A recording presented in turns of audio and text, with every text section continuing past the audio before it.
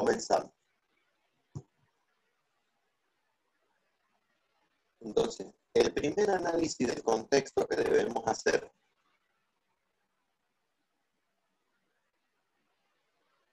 es el contexto político, económico, social, tecnológico, ecológico y legal en el cual estamos metidos nosotros dentro de la República Argentina. Esto, si ustedes lo ven, lo pueden realizar desde esta planilla que está aquí. En esta planilla, como de costumbre en todas las planillas, lo que tienen que cargar es lo que está escrito en azul. Entonces, el ingeniero Eduardo, que hace mucho que trabaja en todo esto, ha elegido para cada uno de estos temas de contexto político, económico, social, tecnológico, ecológico y legal, una serie de indicadores dados por estas fuentes. The Economist en Estados Unidos, COFACE en Francia, no me acuerdo, pero ustedes fíjense qué es lo que pueden llegar a hacer con esto.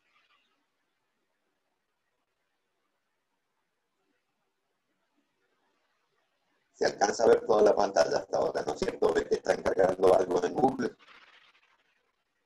Sí, profe, está bien. Perfecto. Entonces, en función, estos son los indicados por el ingeniero Eduardo, que son fuente de muy certera información, lo cual no quita de que ustedes puedan elegir algún otro, pero lo deben indicar. Coursera es una compañía, COFACE es francesa, Coursera, que me disculpe el ingeniero Eduardo,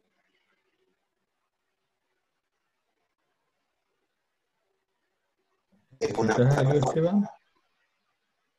Claro, no, es que traté de acordármelo todo y anotarlo, pero no me salió. Bueno,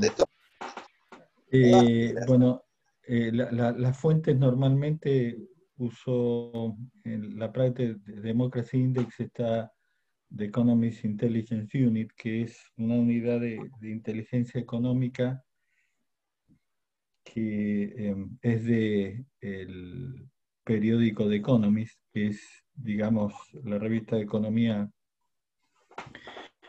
más importante que hay en el mundo, es de origen inglés, del Reino Unido, ¿no es cierto? Y tiene más de un siglo. Después COFACE es la agencia de crédito de exportación francesa. Cuando uno compra, digamos, equipamiento, lo que sea en Francia, puede aspirar a un crédito de exportación. Esta es la agencia crediticia que, digamos, da los créditos de exportación, por lo tanto analiza el tema económico en todo el mundo y lo hace, la verdad, muy, muy sencillo y muy claro. Después en la parte social está el Social Progress Imperative, que es una asociación, según tengo entendido, sin fines de lucro, ¿no es cierto?, que estudia todo el tema social. Creo que tiene un nexo con las Naciones Unidas. Después Coursera es una empresa privada que analiza muchísimo y es analista de talento. Y Yale es la universidad. Y la Rule of Law Index es también una asociación de juristas que analizan, digamos, todos los sistemas legales del mundo.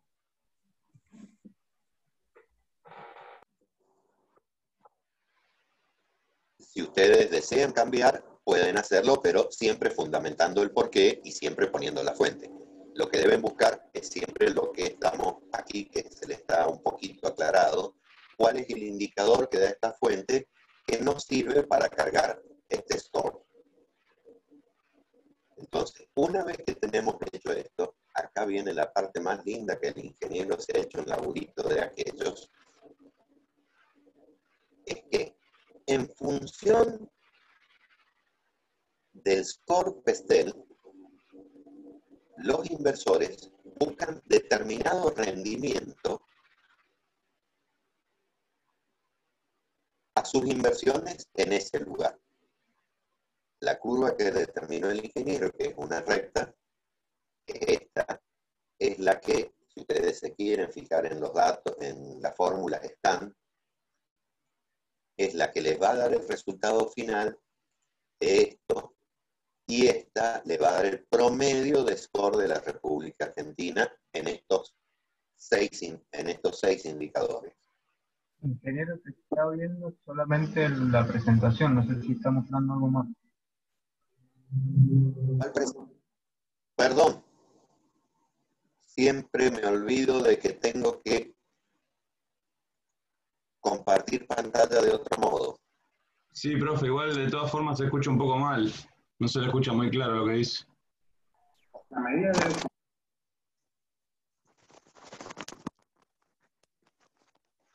Ahora me escucha mejor, vamos a ir de a poco. Sí, profe. ¿Ahora ven la tabla de Excel? Sí, Profe. Ahora sí, profe.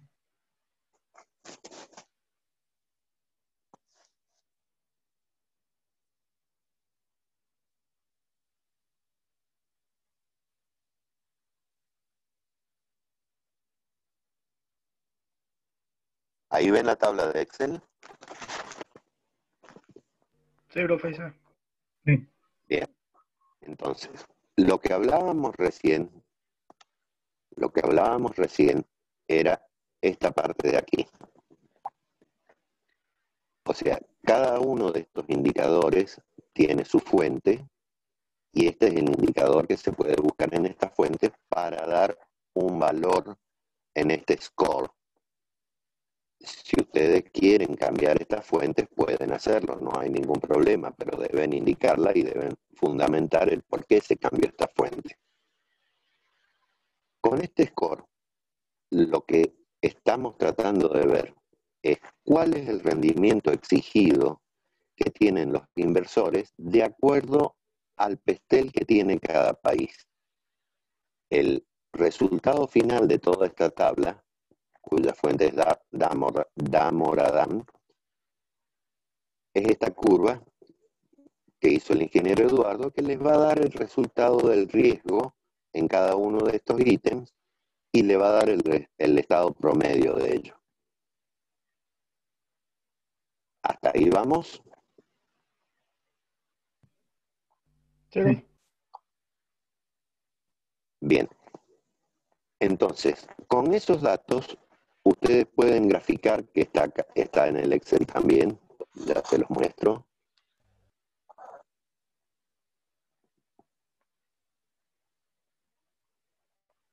Ustedes pueden graficar el PESTEL para la actividad que tienen, para el contexto que ustedes tienen en el país visto desde el mundo.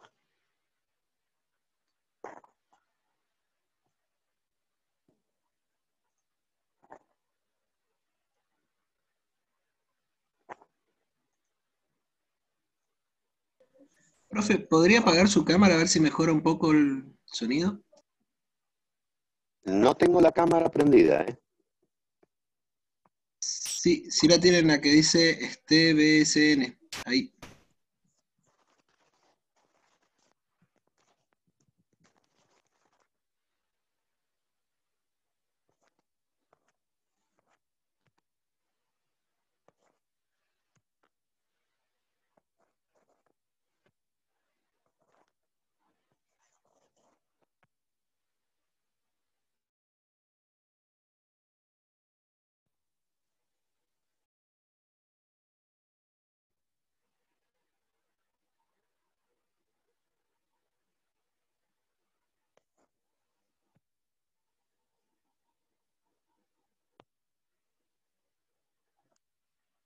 Ahora quizás me escuchan mejor.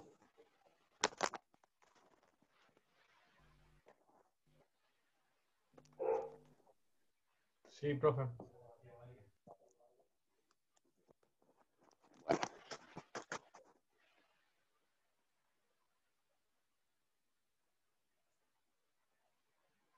Una vez terminado con este análisis de cómo se ve la Argentina desde afuera para cualquier inversor, hay que hacer el análisis sectorial. Este es un trabajo que deben buscar ustedes de acuerdo a su actividad, qué marco legal le corresponde, si existen promociones, si existen subsidios, si hay cámaras empresariales, si hay sindicatos, y la parte del ciclo económico, como dijo el ingeniero Eduardo, lo vamos a ver con posterioridad.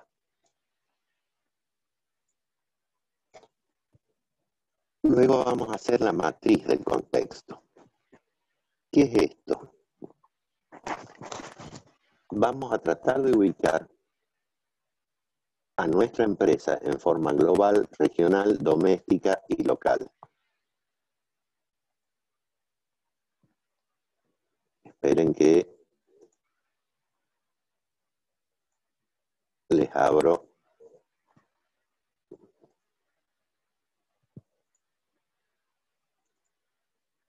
Para eso también en la tabla tienen todo lo necesario para ir acomodando en forma global.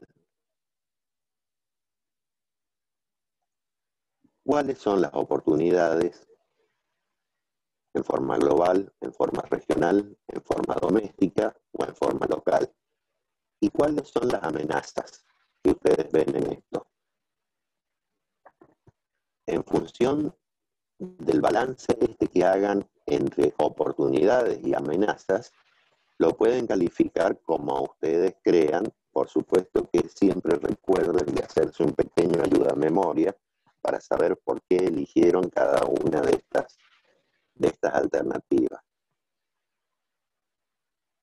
En función de esto y del crecimiento económico estimado por alguien, en este caso el Fondo Monetario Internacional, por lo menos háganlo a 3 años, no menos de 3 años, porque no tiene sentido hacerlo por 1 año y menos en estas circunstancias.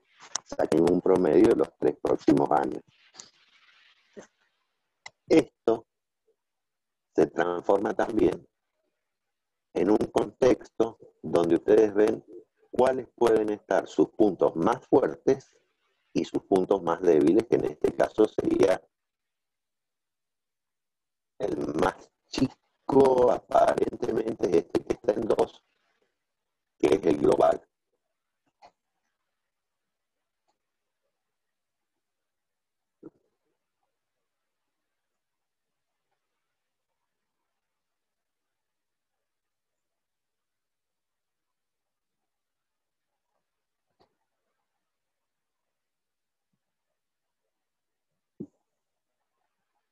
Con esto se completa esta tabla que les va a dar una idea de cómo está la unidad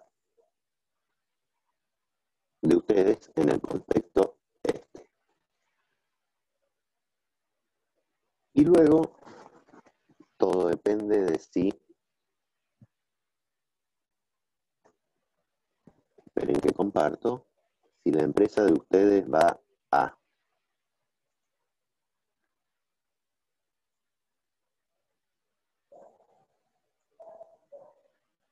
exportar o no, y si va a importar o no. Entonces, ¿qué es lo que deben hacer? Analizar cada uno de estos puntos. Los acuerdos comerciales con la World Trade Organization, las retenciones, las importaciones, el costo de agentes de aduana, pago de estadía, fundamental en todo esto, y más en estos momentos, el tiempo desde que la carga llega hasta que es liberada. Y si se importan, más o menos lo mismo, los aranceles de importación, los costos de aduana, los pagos de estadía y el tiempo de la carga llega hasta que es liberada. Eduardo.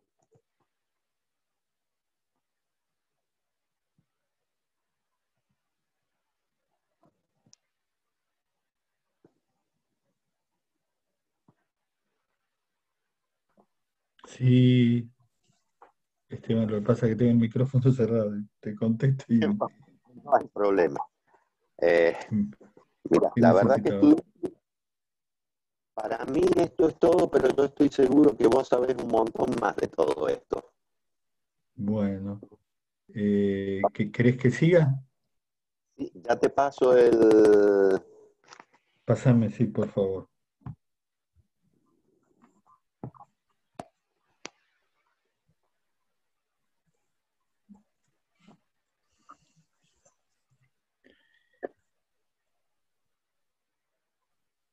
Ahí fue. Ahí, vamos.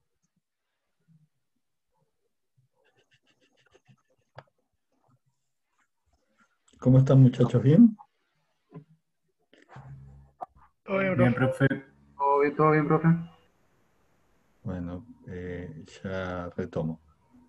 Eh, Había llegado hasta la slide de la matriz de contexto, ¿no es cierto?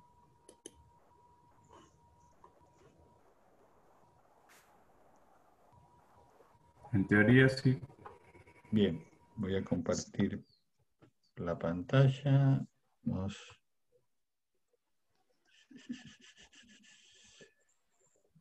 Estoy grabando yo, así que no hace falta que grabes, Eduardo. Bien, compartir.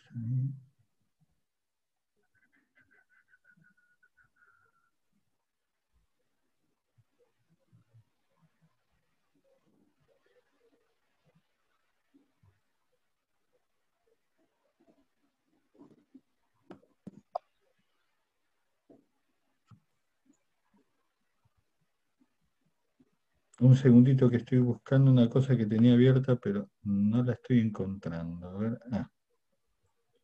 ya sé qué puede pasar. Esto es...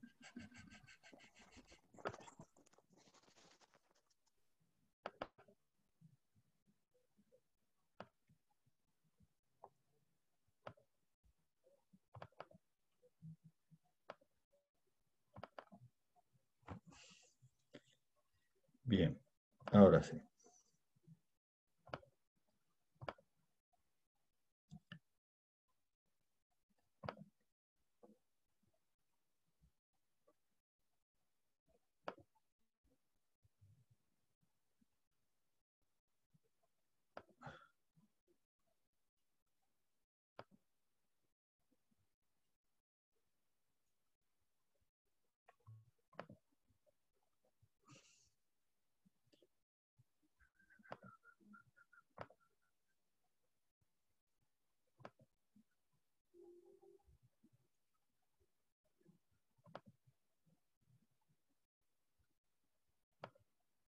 ¿Están viendo la presentación?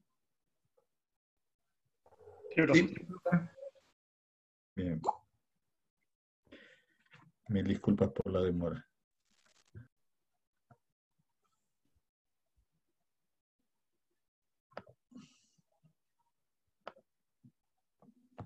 Bueno, estábamos acá. En la matriz de contexto, básicamente, ustedes tienen que considerar que tienen algunas preguntas por resolver. La primera es, ¿qué oportunidades y amenazas, perdón,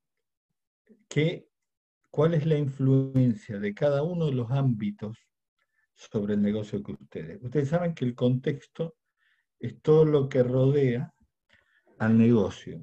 El negocio normalmente está contenido dentro del mercado, o sea, es todo lo que rodea al mercado, es toda la realidad. Entonces, esa realidad, para entenderla, a veces las tenemos que subdividir. ¿Y cómo las subdividimos? En un ámbito global, o sea, el mundo, qué pasa en el mundo, el ámbito regional, qué pasa en nuestra región, que la consideramos normalmente el Mercosur o Latinoamérica, según sea el tipo de industria en la que estamos. El ámbito doméstico se refiere normalmente al país, o sea, normalmente el ámbito doméstico, en nuestro caso es Argentina, y lo local es normalmente en qué provincia estamos.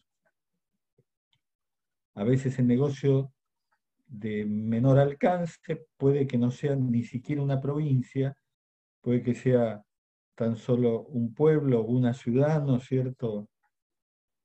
Entonces, una vez definidos estos conceptos, tenemos que tratar de entender cuál es la influencia de cada cosa de estas en el negocio. Por ejemplo, ayer analizábamos un caso de la metalmecánica, una empresa que se dedica a la parte de alumbrado público, ¿no es cierto?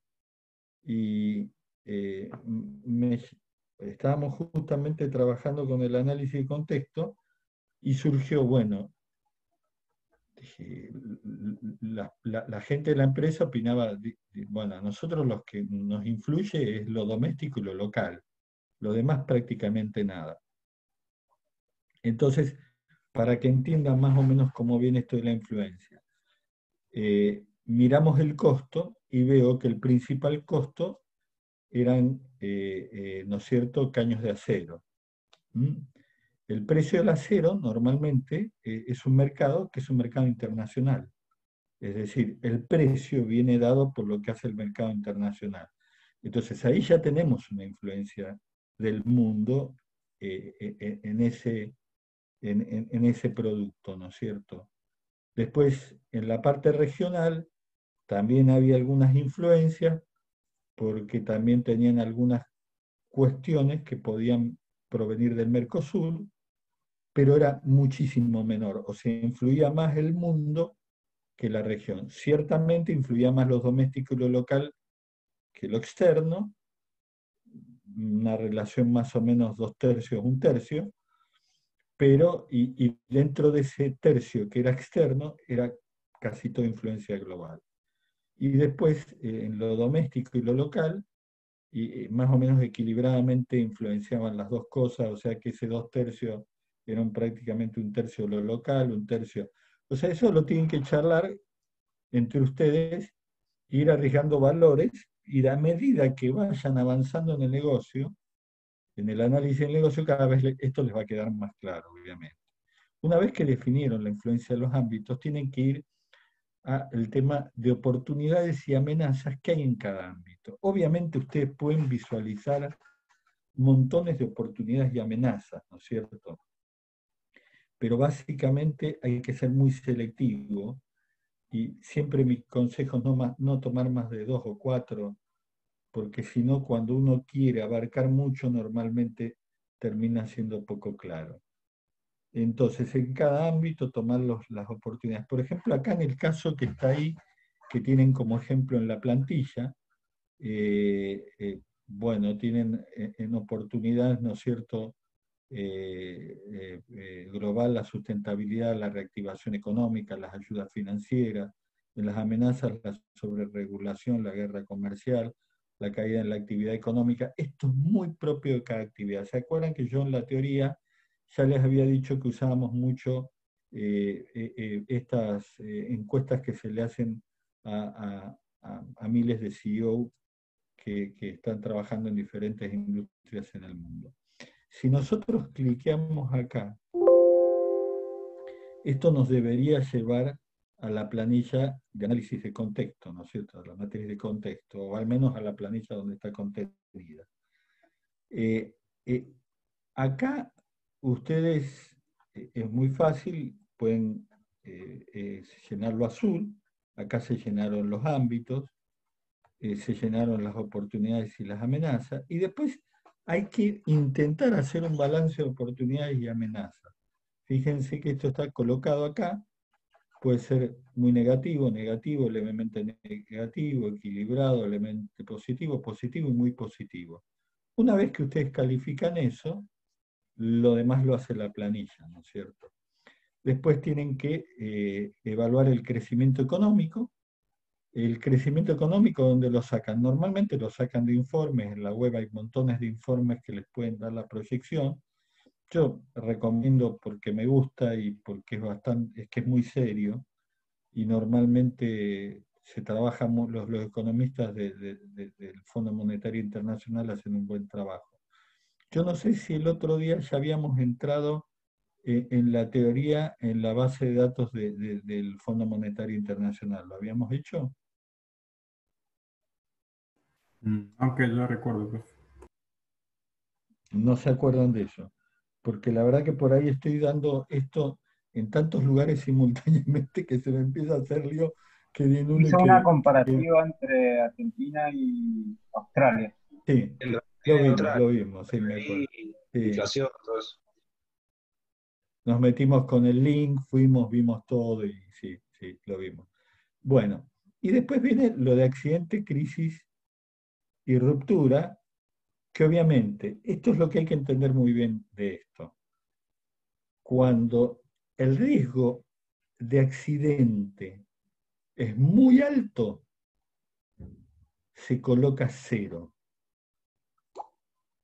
Cuando es muy bajo, sería 10. ¿Entienden eso? Porque así está imaginada la, la, la plantilla. Y es obvio, si ustedes están tratando de calificar algo y hay mucho riesgo, la calificación va a ser 0, ¿no es cierto? Y si hay poco riesgo, va a ser 10, porque se pueden hacer las cosas mejor. Fíjense que en este caso particular que están viendo, el riesgo de accidente está todo 0 porque es elevadísimo. ¿Por qué? Porque, bueno, estamos en un año que tiene todas las calamidades que se puedan imaginar, ¿no es cierto? Entonces, el accidente ya está. Es más, lo que no estamos diciendo esto es un accidente, es una crisis. Y ahora, por ejemplo, si lo tuviera que hacer ahora, no le pongo que la crisis 3. O sea, hay una crisis, se espera una caída del Producto Bruto Mundial, que el Producto Bruto Mundial no cae jamás, porque siempre se equilibran todos los países y lo sostienen. Puede ser bajo, pero no negativo. Es muy raro que se dé el caso. Bueno, este año vamos a tener una caída del 4% del Producto Bruto Global. Es muy importante, o sea que ese 3 ya está como generoso, es crisis, es 0, ¿no es cierto? Ya no hay duda de que crisis. Capaz que digamos, bueno, esta no es tan mala como la crisis aquella, bueno, eh, pongamos que sea así, yo la veo muy grave, por eso le pondría 0, pero si me pongo muy optimista, le pondría 2, ¿no es cierto? Pero es una crisis muy importante. Y después, a nivel regional, en Latinoamérica esto le ha pegado malísimo, está peor que el mundo, ¿no es cierto? O sea que si queremos nivelar, le vamos a poner 2 a esta, y a esta le vamos a poner 1, cosa de decir, bueno, es crítica. Argentina le va a pegar peor que a Latinoamérica, porque Argentina se espera que tenga una caída alrededor del 14% del Producto Bruto Interno, lo cual es una barbaridad, y ese 14% es más o menos algo, o sea que podría llegar hasta el 18%. O sea, eso, ya cuando la caída es del orden del 20%, no les quepa que es una tremenda crisis y merece el 0. Y en Mendoza también nos va a pegar, porque acuérdense, cuando ustedes miran la estructura económica de Mendoza, eh, a ver, ¿qué industrias son importantes? ¿Quién me puede decir qué es lo que mueve un poco la economía en Mendoza? Turismo. La Turismo. industria La metalúrgica. vitivinicultura. El vino, la vitivinicultura. La vitivinicultura, ¿qué otra cosa más? ¿Qué otra cosa más? La metalúrgica. Sí, la metalmecánica, excelente, también mueve mucho. También tiene una industria electromecánica muy importante. ¿Qué más? Y petróleo también, bro. Petróleo, sí, muy bien. ¿Qué otra cosa más colocarían? Turismo. Energía. Ya lo dijimos. Eléctrica, energía. Sí, pero no es tan importante, digamos, sí, podemos decirlo, pero no es una provincia claramente exportadora de electricidad, ¿no es cierto? Transporte Hay algo que internacional. me parece que es fundamental, que es, chicos, la informática, el IT. Hay muy buenas empresas de IT en Mendoza, son empresas, muchas de ellas muy jóvenes, pero muy importantes. Tiene el caso de Velatrix. que es una de las empresas de software más importantes del país.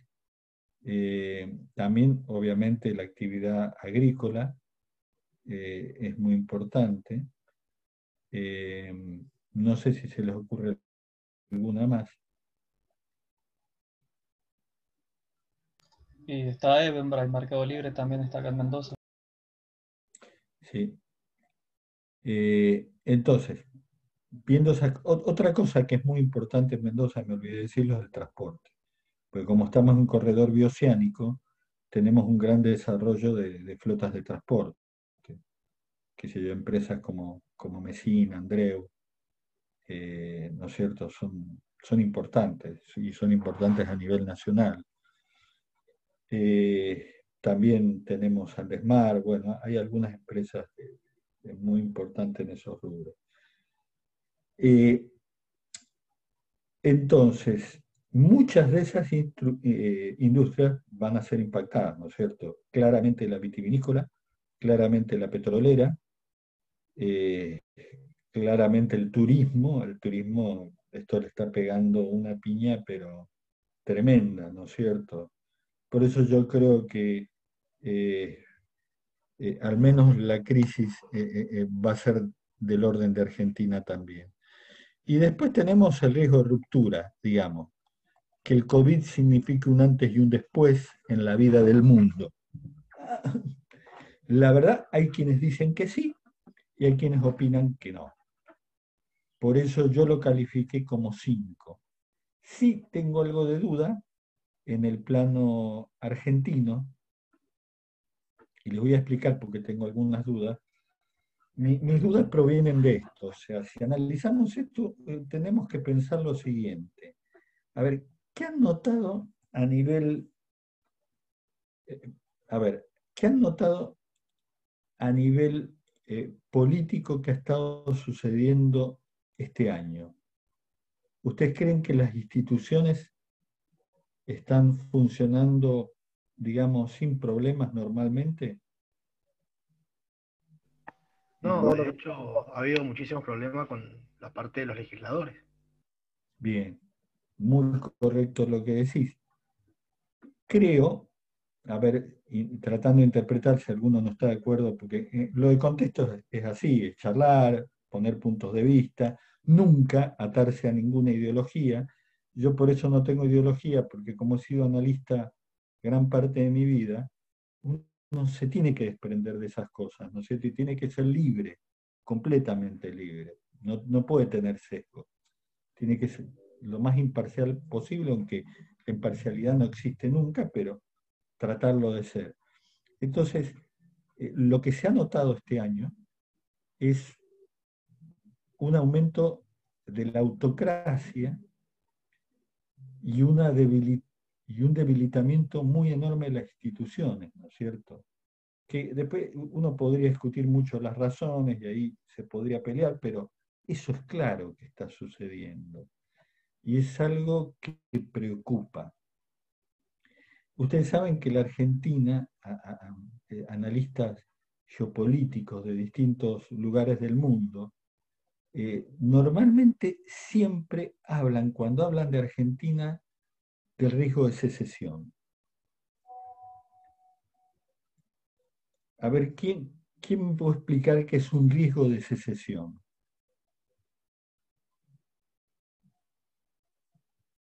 ¿A qué le suena la palabra secesión? Hay un hecho histórico que se llama la guerra de la separación. Separación. Es cuando un país se escinde, se divide y hay una pelea. O sea, dígame ya un país que hoy tiene riesgo de secesión. Y Que ha España sido con noticia. Cataluña, creo que hace muchísimo que están... El Brexit. España. España, el Brexit, o sea, Inglaterra, o sea, el Reino Unido, discúlpenme, yéndose de la Unión Europea. Cataluña y el Euskadi y hasta cierto punto los gallegos se quieren ir de España también, ¿no es cierto? Bueno, eso está latente en Argentina, es la opinión de muchos especialistas extranjeros, porque, digamos, por ahí hay muchas provincias que sienten que no hay un trato federal acorde. O sea que el federalismo en Argentina se cumple. Claro, si uno compara el federalismo argentino con el federalismo que tiene, por ejemplo, Estados Unidos, el nuestro dista mucho de ser un verdadero federalismo, ¿no es cierto? No es federalismo. Donde, claro, donde por ejemplo viene un presidente y dice, graciosamente le vamos a bajar un 1% a la capital, así. Eso es muy grave, es la cuestión federal. No nos podemos meter con las provincias para cambiar la coparticipación. Debería haber un acuerdo, debería haber discusiones, charlar muy bien las cosas, ¿no es cierto?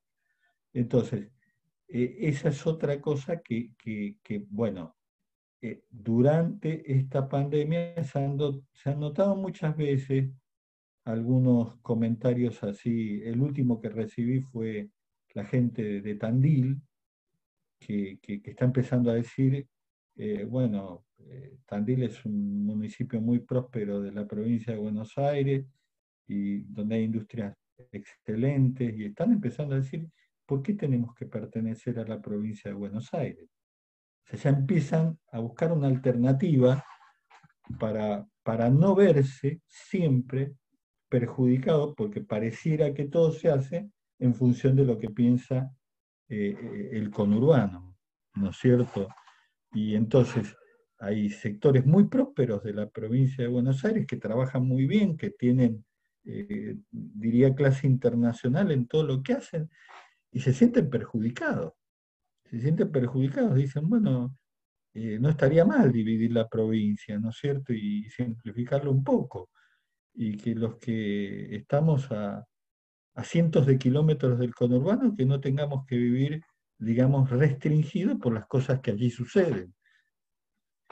Entonces, hay una preocupación. Si hay un riesgo de ruptura a nivel mundial y a nivel, digamos, Latinoamérica, yo creo que el riesgo de ruptura es más grande dentro, no en lo doméstico, no lo veo. Creo que Mendoza es una provincia políticamente muy bien ordenada. De hecho, los dos partidos mayoritarios han gobernado la misma cantidad de veces, hay transiciones correctas, se definen políticas de Estado.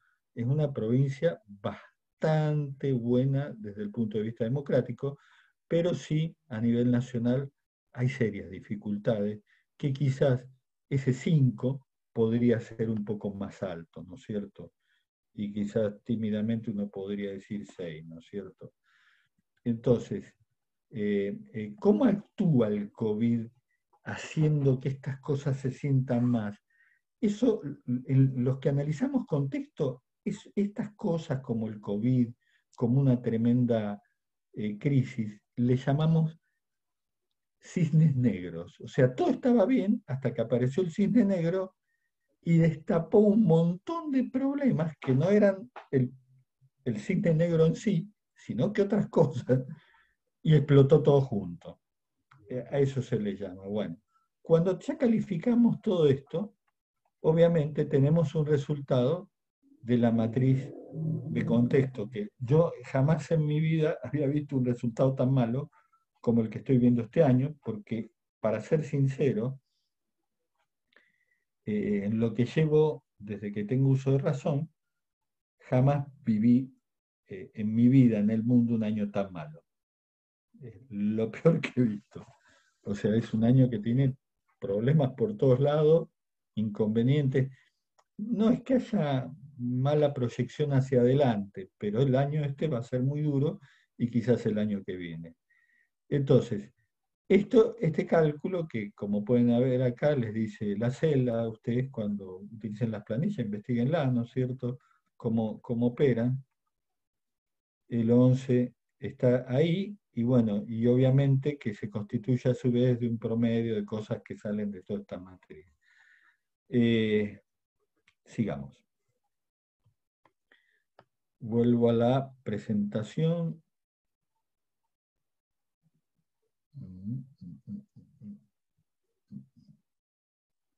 Ahí, se puso interesante esto. ¿Cómo puedo? Ah, ya sé cómo puedo volver de una manera mejor.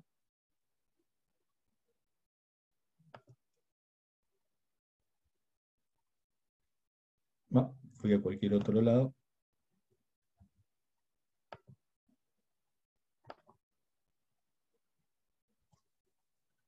¿Están viendo los diferentes lugares por los que estoy pasando en mi máquina?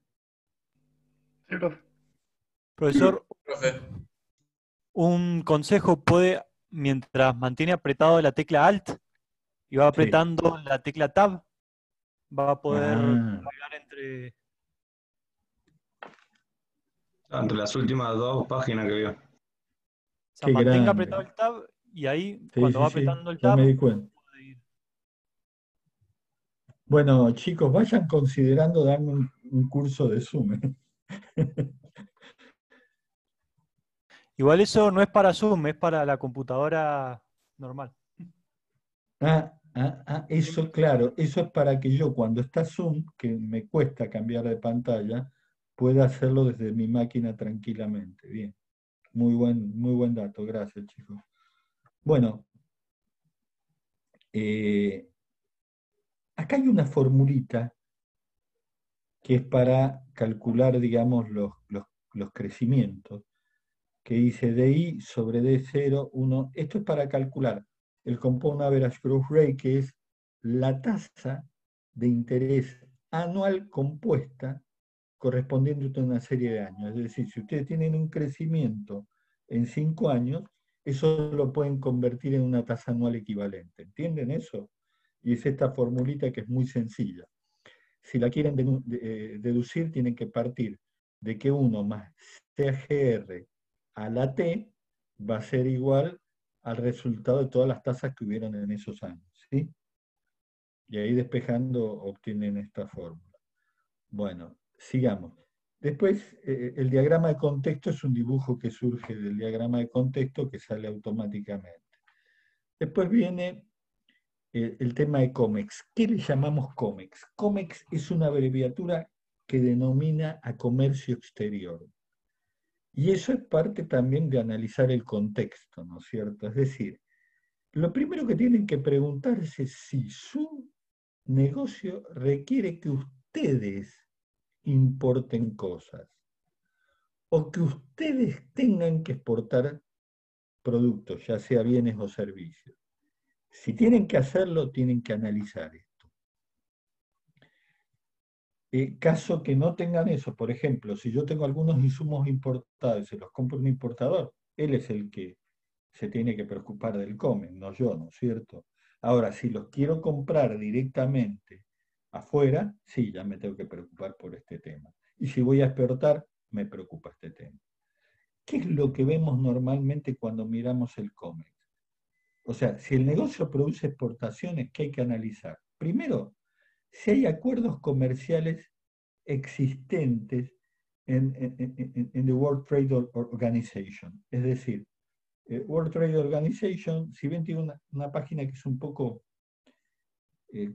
compleja en algunos puntos, tiene toda la información ahí. Ustedes pueden entrar y enterarse Argentina con quién tiene convenio, con quién no, si compiten con una empresa de Brasil, si Brasil tiene convenio y ustedes no, todo sale en la World Trade Organization. Otra cosa que es importante es identificar si tienen retenciones. ¿Saben lo que es una retención? ¿Alguien se anima a explicarlo? ¿Es el impuesto por lo que ganaste exportando? ¿O algo así? Sí, en realidad es peor que un impuesto porque te retienen parte del valor de tu exportación, lo cual obviamente es una medida que no favorece exportar. Y si hay algo que necesita Argentina es exportar, porque uno de los problemas que tiene Argentina hoy es que le faltan dólares. Y la única manera de ingresar dólares al país para que estén en abundancia es exportar. Entonces la retención, que puede llegar a tener valores asfixiantes, ¿no es cierto? es algo que yo, supónganse, exporté. Fíjense qué juego tan perverso que hay. Yo exporto 100, ¿no es cierto? Bueno, me retienen, supónganse, el 10%, por decir una tasa cualquiera de retención. Entonces, ¿cuánto voy a cobrar? 90. Pero cuando lo voy a liquidar, el Banco Central me coloca una tasa de cambio irreal que no existe y que es muchísimo más baja que la tasa de mercado. Entonces, encima me paga quizás por $1.000, por ejemplo, un 30% menos. Entonces, me sacaron el 10, me sacaron el 30, ya hay una expropiación del 40% del valor. Es muy difícil que una empresa aguante eso. Es muy difícil. Realmente las empresas, créanme que salvo algunas muy raras, no tienen beneficios tan importantes. Para darse una idea más o menos cuáles son los beneficios entre todas las industrias, normalmente están entre 3 y las capital intensivas, muy capital intensiva, que necesitan años y años para que les devuelvan la inversión, y capaz que lleguen excepcionalmente a un 50%, que se imaginan después que le aplican todos los impuestos, ese 50% se volatiliza totalmente. Pero la mayoría de las empresas están en un rango entre 10 y el 20, o sea, no es una gran ganancia. Entonces, cuando te quitan esas cifras tan importantes, normalmente lo que hace la gente es decir no exportar. Porque exportar es difícil. Me meto en ese lío y encima voy a ganar menos que cuando vendo en el país. Es difícil. Después, las importaciones temporarias. ¿Alguno tiene una idea qué es importar temporariamente? Es cuando se importa una materia para después, o sea, producir con ella algo y volver a exportarlo. Exacto. Importo algo. Como lo importo para exportar, felizmente ahí sí el Estado se aviva y te dice, está bien, no te cobro toda esta batería de tasas aduaneras que tenemos que son terribles. Pero vos tenés un determinado tiempo para producir ese bien y exportarlo. Ese material no puede quedar aquí. ¿Qué pasa muchas veces con eso? Que las importaciones temporarias, las regulaciones, no están adaptadas de ninguna manera al mundo real. Por ejemplo, te ponen plazos que no son reales. Doy un caso. Supongan que yo soy un fabricante de equipamiento para centrales de energía. Para construir una central de energía, uno precisa entre 1 a 10 años. Entonces no le alcanzan esos plazos que dan. Entonces, ¿qué pasa? Se vence la importación temporaria, uno tiene que ir a hacer días y días en los ministerios hasta que entienden cuál es el problema y les dan un waiver y pueden estar un tiempo más. Es terrible la cosa esta. Otra de las cosas es el costo de agentes de aduana en el país de destino. Cuando exportan, tienen que preocuparse si tienen que meter el producto adentro. Si el cliente no se va a encargar de eso, tiene que preocuparse en cómo son los costos y cómo es la cosa. Otra cosa que es muy importante es el pago de estadías. Puede haber pago de estadía en puertos, en aduanas, y todo eso es muy caro, carísimo. Entonces, los que están en el rubro suelen hablar mucho de las detentions. ¿Qué son las detentions? Es cuando una carga se detiene en un lugar. Cuando una carga se detiene en un lugar, va a pagar algo. Algún taxi le va a correr, ¿no es cierto? Entonces, siempre, ustedes lo ven año a año, ¿qué observamos en el corredor bioceánico año a año? Más o menos allá por julio, agosto, junio. ¿Qué solemos ver? ¿Que se cierra? Se cierra. ¿Y qué pasa con los camiones? Se acomoda. Quedan varados. Y eso alguien lo paga, ¿me entienden? Los detention, alguien los paga. Entonces hay que tener muy claro quién los paga. Porque supónganse que ustedes pactan, ¿no es cierto? Vamos a hacer, no sé, por decir cualquier cosa. Vamos a hacer una máquina, ¿sí? Y la vamos a mandar a Colombia. Una máquina grande, ¿no es cierto? Entonces pactan que la tienen que embarcar, no sé. Tienen un barco que les dice, bueno, yo estoy disponible en el puerto de Valparaíso, ¿sí? El día 20 de septiembre. ¿Sí? Ustedes, en lugar del 20, llegaron el 21 con la carga. ¿Qué pasa?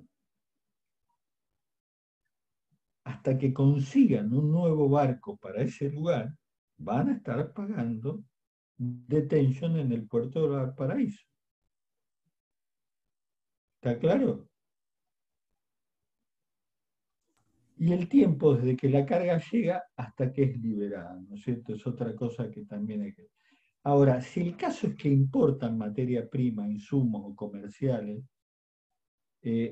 va a haber aranceles a la importación, los tienen que tener claros, porque si no lo ponen en el flujo de fondo, después el flujo de fondo no va a resultar verdadero, el costo de los agentes de aduana, el pago de las estadías y el tiempo desde que la carga llega hasta que es liberada. Por eso, supónganse que ustedes están haciendo una nueva línea de producción. Y ustedes dijeron, bueno, la carga llega, va a llegar en el día, la línea de producción va a llegar en el día 200 de nuestro cronograma.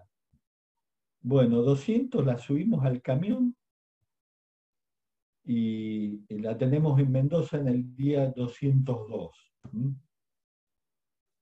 Y supónganse que llega y empieza a haber demoras en la aduana, empieza a haber demora con los despachantes, ¿no es cierto? Y empiezan a correr los días. Por eso tienen que tener claro eso. Todos estos costos, estos tiempos y todas estas cosas.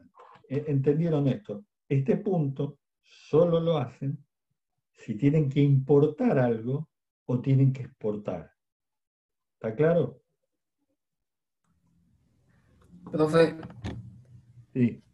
uno cuando compra del exterior tiene que pagar 50% de lo que vale el producto si supera los $50. ¿Eso pasa en todos los países o solo en Argentina? Me parece mucho, 50%. Es Porque una además de locura. eso, tenés que pagar el 30% de impuesto país. O sea que el producto debe sumarte 80 en dos cosas, ¿no? No, es una locura. Créanme que todos estos despropósitos no existen. Todo este enjambre de impuestos, ¿ustedes tienen idea cuántos impuestos y cargas tiene la República Argentina?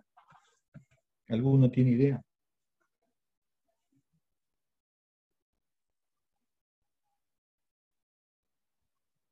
Búsquelo, agarren el celular, la compu, lo que tengan a mano, búsquenlo en Google. Ahí en ¿Cuántos el chat dicen impuestos hay en la 169. República?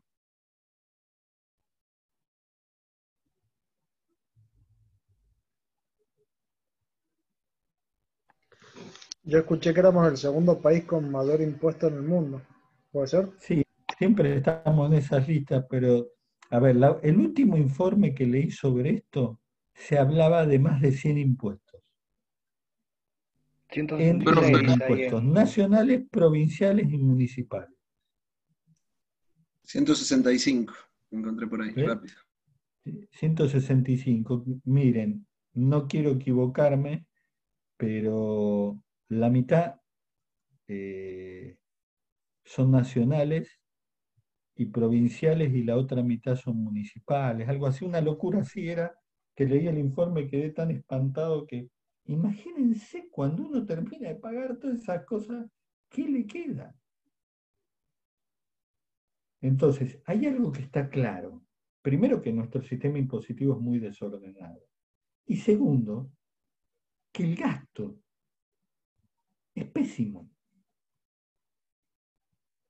porque como nunca el Estado le alcanza y siempre es deficitario, sigue inventando maneras de sacarle dinero a la gente. Por ejemplo, ha cambiado una metodología en el impuesto de los ingresos brutos. Cuando hay una persona que tiene que pagar ingreso bruto en varias provincias, cada una asume que el total del ingreso lo tiene que tributar con ella. Es decir, por ejemplo, una persona que tiene que pagar sobre una base impositiva de 1 y trabaja en 2 provincias, muy probablemente, si están suscritas a este convenio, va a pagar 2. Va a pagar sobre una base de 2. O sea, va a pagar el doble. Esto es, a ver, esto yo lo denomino de una sola manera. Esto es una manera de expropiar continuamente el valor que generan otros. Y me parece un concepto muy equivocado porque desalienta a la gente que quiere hacer cosas. Y tenemos que alentar a la inversión. Mire, yo tengo un videíto muy piola, ¿no es cierto? Que es en el Reino Unido una discusión y uno de los legisladores se levantó y hizo su discurso, y el discurso era acerca de los países que gastan más de lo que pueden, ¿no es cierto? La verdad, brillante. Yo diría que en 5 minutos dijo la absoluta verdad, que es, si un individuo vive casi toda su vida gastando menos, ¿sí? Gastando menos de lo que gana. ¿Para qué? Para ahorrar un poco, para tener un fondito ahí por si tengo una emergencia, por si me enfermo, para pasar esos malos tiempos. Los estados sistemáticamente a veces gastan más de lo que les ingresa.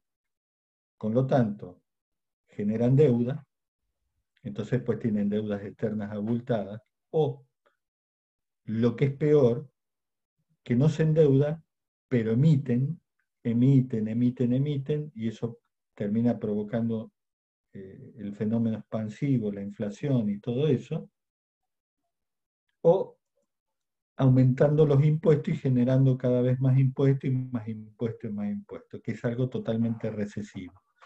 O sea, que los estados son iguales que los individuos, tienen que gastar en lo posible menos lo que ingresan, o por lo menos lo mismo.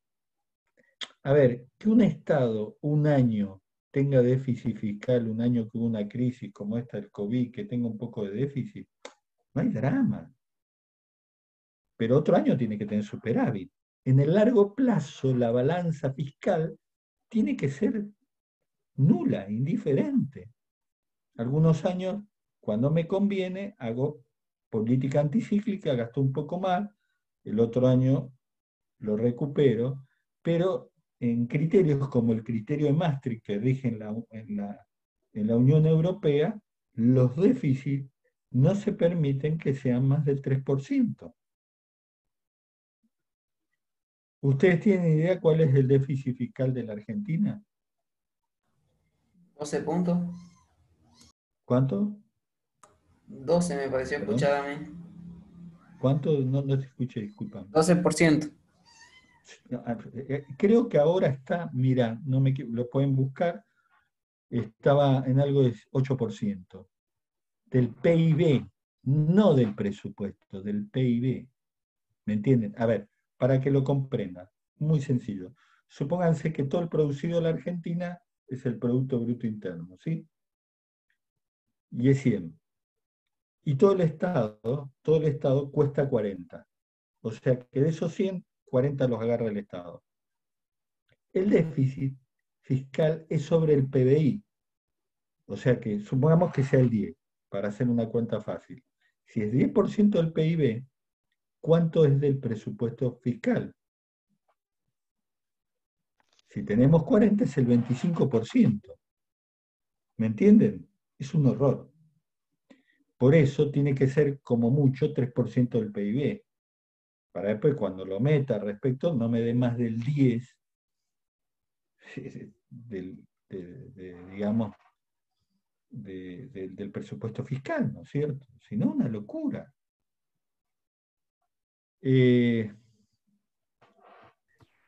Entonces. Profe. Sí.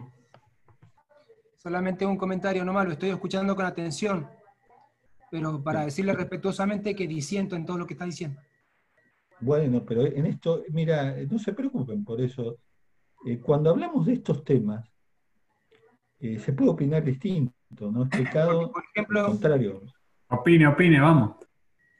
Porque, por ejemplo, los chicos dicen somos el primer país en cantidad de impuestos, ¿no es cierto? ¿Está bien? Ahora yo me pregunto, los empresarios, ¿dónde tienen la plata en este país? Ahí va. ¿La tienen acá? El que tiene, por ejemplo, 5 millones de dólares, ¿dónde lo tiene? ¿Acá? Perdón, ¿quién está hablando? Ávila. Porque no me está mostrando quién habla. Mira, te voy a decir una cosa. Yo tengo esta visión. Si yo quiero tener muchos empresarios, no tengo que perseguirlos. Porque, ¿sabes? Hay un problema en esto que te lo voy a contar, que es un dato que quizás vos no tengas. Solo el 30% de la población tiene la propensión a riesgo para animarse a ser empresario. ¿No es cierto? Perdón, solo el 20%. Estos resultados de encuestas que he hecho durante años. De ese 20%, solo el 30% le va bien. O sea que cuando vos tenés una población, como mucho, el 6% va a llegar a ser empresario.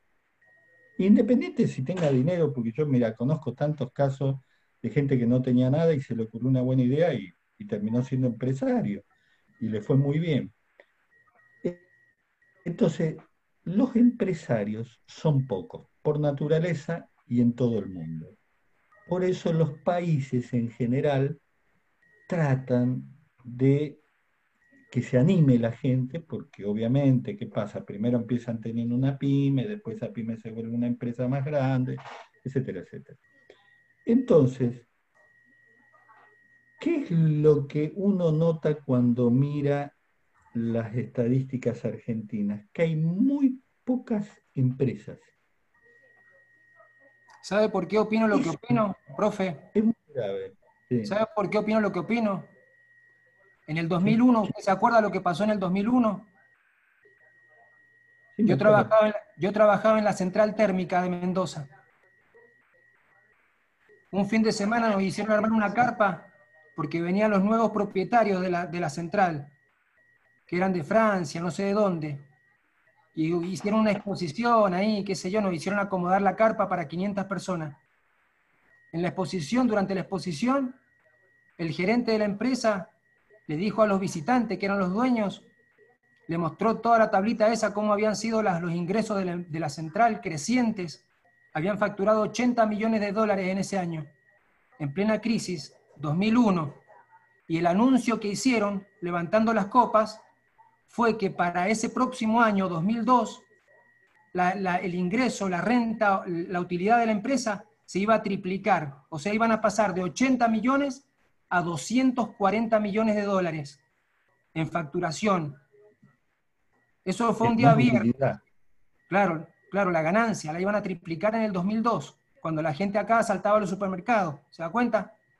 Ahora, ¿sabe lo que pasó el día lunes?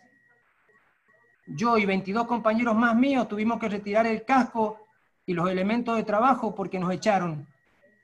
O sea que el empresario, ese dueño, ese gerente de la empresa, al servicio de los extranjeros, estaban anunciando un día viernes que iban a triplicar a 240 millones de dólares la facturación. Y el día lunes, tras ese anuncio... Para evitar una discusión que no quiero mantener. No, lo que pasa, no se trata de una discusión, se trata de un punto de vista. No. Escúchame, el punto de vista tuyo me interesa, pero ¿sabés qué? Cuando hablemos en la materia te voy a pedir una cosa. Vos me podés citar 100.000 datos de situaciones injustas, no solo en Argentina, no creas que hay cosas de los empresarios que por ahí son horripilantes en Argentina. Pero yo prefiero que en la materia, cuando hablamos de algo, hablemos de cosas generales. Y de cosas reales Porque también, si ¿no? hablamos de cosas particulares, vos me estás hablando de una empresa en particular. Claro, pero ¿Me también de entendés? cosas reales, no de cosas generales, de cosas reales. Lo que pasa es que si no existieran los Es que la impuestos que realidad tiene existen, una generalidad. A y ver, por porque eso, ¿sabes qué pasa? Te voy a explicar. Hay empresarios corruptos, hay políticos corruptos, hay trabajadores corruptos, siempre hay ovejas negras en todos los órdenes de la vida. Pero vos no podés tomar un caso para generalizarlo después como que todos los empresarios son así. Yo conocí muchos empresarios a lo largo de mi vida y he visto algunos que son innombrables, sinceramente, y podría dar casos como el tuyo y tal vez alguno quizás hasta peor. Pero también conozco gente honorable que se ha roto mucho trabajando, que ha armado empresas muy lindas. O sea, a ver, cuando hablamos, el país tiene un problema, le faltan empresas.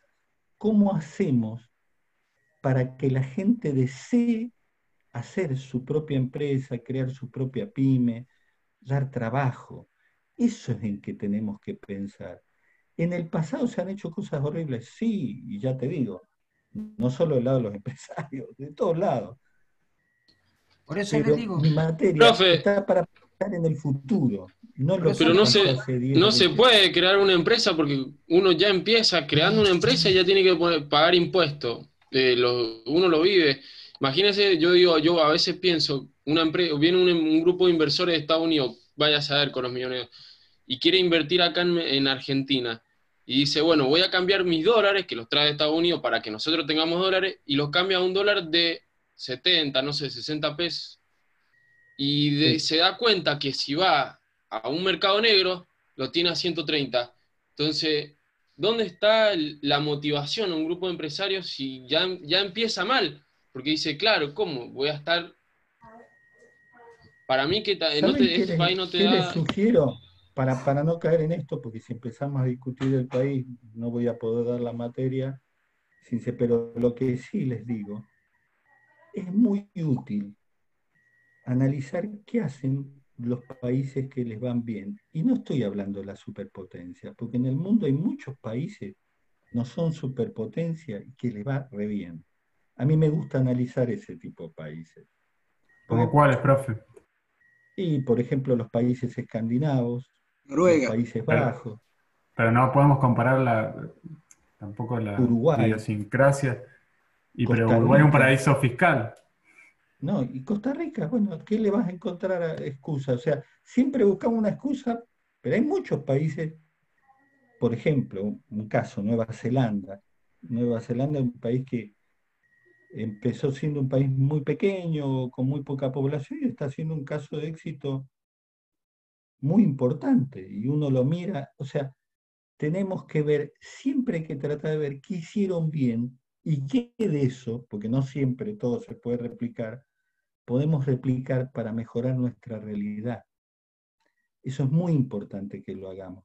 En todo país que vayan, eso se los digo yo que ando por todas partes, van a encontrar casos muy negativos de lo que han hecho los políticos, de lo que han hecho los empresarios, de los que han hecho ciertos trabajadores que tampoco son buenos, y siempre hay eso. Y vos vas y el empresario te dice los casos de los obreros que hicieron, o los ingenieros que hicieron cosas malas, y no te dicen las cosas malas que hacen ellos, obviamente, cada uno defiende su guarida, ¿no es cierto? Pero yo les digo, a mí me gusta más analizar casos de éxito, porque así aprendemos y así podemos hacer las cosas mejor. Porque realmente, chicos, si queremos resolver el problema del país, tenemos que tratar de generar empresas. Le falta empresas a este país y lo que el último que acaba de hablar dijo muy bien, a veces hay que animarse a hacer algo en este país porque hay muchos problemas, te ponen muchas, miren, yo hablo con muchas empresas que están surgiendo de gente muy joven, gente que ha salido de la universidad hace 3, 4 años. Y realmente les cuesta arrancar, porque es difícil, porque un país que se ha vuelto muy complejo en todo, ¿no es cierto? Entonces, yo creo que tenemos que cambiar esa complejidad para que empezar a ser un país que valga la pena invertir, que valga la pena hacer cosas, que haya mucho empleo, que se paguen sueldos como la gente, todo eso es lo que necesitamos, ¿no es cierto? Pero sinceramente no veo cómo vamos a salir de la crisis esta tan persistente que tenemos si no activamos la economía. La tenemos que activar y no hay otra, y hay que encender esta economía otra vez. Y en ese encenderla hay que cambiar algunas cosas. Yo estoy convencido de eso, que hay que cambiarla. Respeto los puntos de vista de todos, pero creo que tenemos que cambiar y tratar, y no asocien la palabra cambio con alguna fuerza política, porque claro, soy apolítico, ¿no es cierto? No tengo ninguna ideología, no tengo problema con eso, ya les digo, a fuerza de ser analista, uno empieza a tratar de ver la realidad de una manera objetiva y no encerrándose en un punto de vista, ¿no es cierto? Pero es un sujeto usted, profe, y está sujetado al texto. ¿Qué es un sujeto usted y está sujetado al texto? Es difícil ser objetivo. Sí, es así. Es difícil ser objetivo, pero uno tiene que tratar de ya ser. por dar que el hecho de dar clases es un acto político. Imagínate si vos decís es difícil ser objetivo. Imagina, yo una vez tuve una conversación muy larga con un juez que conocí, y él me contaba los dramas que tenía para ser objetivo, lo difícil, lo que le costaba, lo difícil que era eso, y él necesitaba ser objetivo, administraba la justicia, era echarla así de amigos, no estábamos hablando de ninguna cosa, de un grupo, estaba él, me contó que era juez, me interesó, nos pusimos a charlar. A ver, es difícil ser objetivo, hay que tratar de serlo. Por eso yo siempre les digo, si ustedes quieren hacer un análisis de contexto bueno, háganlo desde la diversidad. Háganlo, júntese el equipo y opinen todos. Y ahí es probable que entre lo que uno sabe y el otro sabe, entiendan la realidad. En solitario es difícil analizar bien la realidad. Por eso, simplemente esto. Así que chicos, Esteban.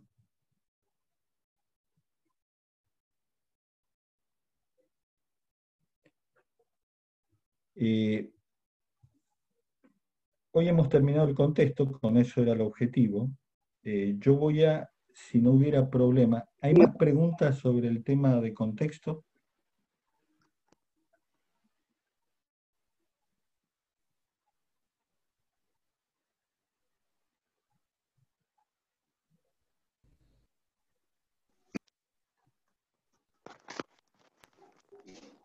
A ver, más que una pregunta la mía sería casi como una opinión.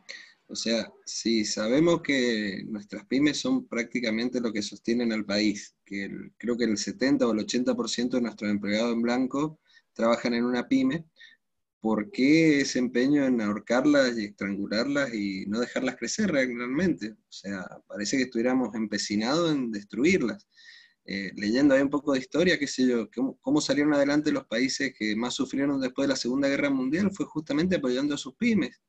Qué sé yo, las fábricas de Italia como Lamborghini, como Audi, fueron empresas que se iniciaron en un garage de una casa. O sea, la historia de Audi es muy linda, que es...